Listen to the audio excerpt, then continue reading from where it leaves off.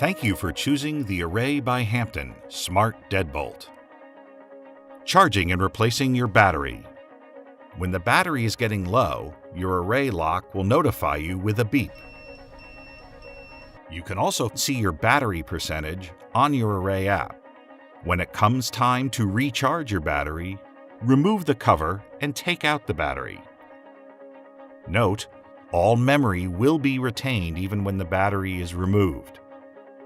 Charge the battery in the cradle until the light turns green. Once fully charged, place the battery into the compartment and while maintaining pressure on the battery, slide the cover back on. You must initialize the lock by using the thumb turn to extend and retract the deadbolt one time. Your Array Smart Deadbolt is now ready for continued use. Array by Hampton.